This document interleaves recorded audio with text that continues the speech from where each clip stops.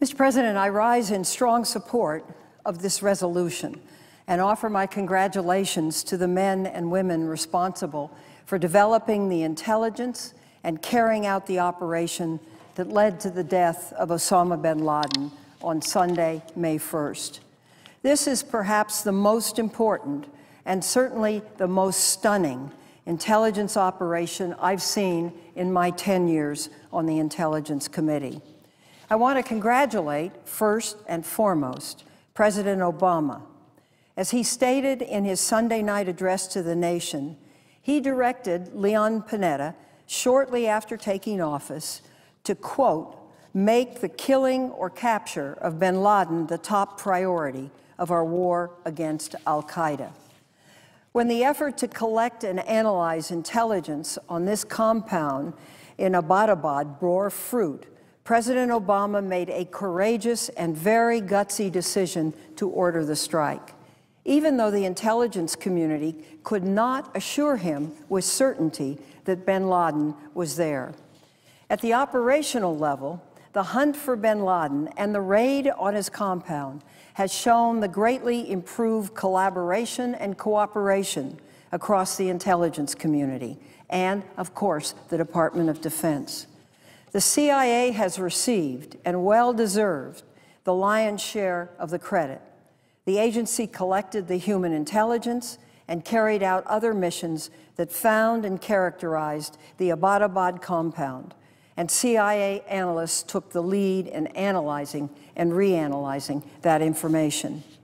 The CIA's Counterterrorism Center has a banner on the wall that reads, and I quote, "Today is September 12th, 2001, end quote.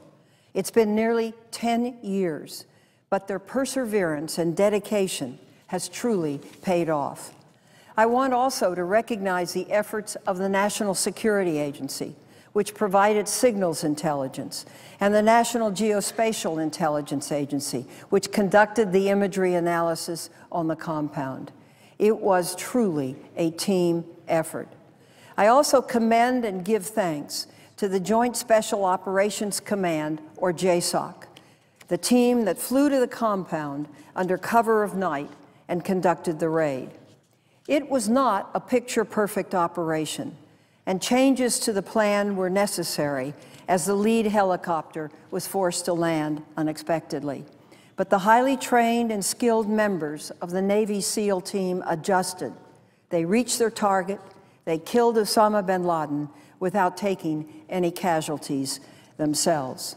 I was first briefed on the compound and the possibility that it housed Usama bin Laden in the beginning of last December, along with Senator Kit Bond, who was vice chairman of the Intelligence Committee at that time.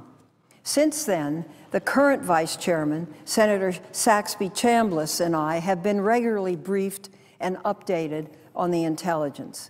And I thank Director Panetta and his team for keeping the Intelligence Committee leadership informed.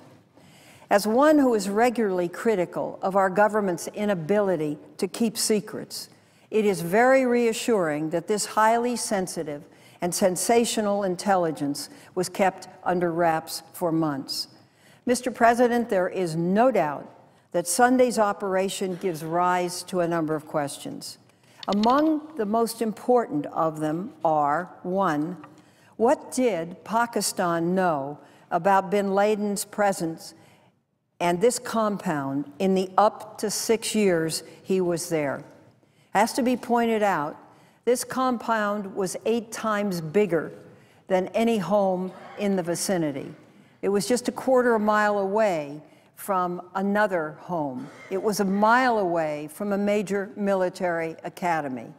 It had razor wire on the top of very large walls, and it was very large in itself. Trash wasn't picked up, it was burned. No one came in and out, really, except the 2 couriers that went about delivering messages from a distance from the compound. It should have been an issue of curiosity, and neighbors surely would have been interested. Who lives there? Why is it so big? What's going on there? But there was virtually no reaction. The second point is, what does bin Laden's death mean for al-Qaeda and for the affiliate groups and lone wolves that he had inspired and led? As the chairman of the Intelligence Committee, I'll be looking for answers to those questions and get more of the details of the operation itself. Tomorrow morning, in a joint classified hearing with the Armed Services Committee, we will be looking into these and other issues. But this resolution is about commending the men and women of our intelligence community and the United States military for their dedication and years of work that led to 40 minutes of incredible success.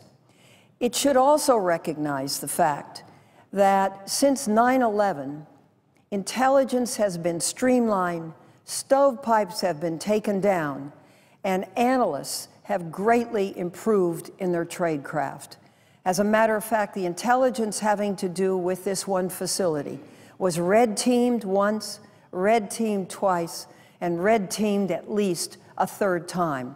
And the red teaming process gives the ability of other analysts to debunk the intelligence, to try to indicate what might be a lapse, an inconclusion, a false judgment.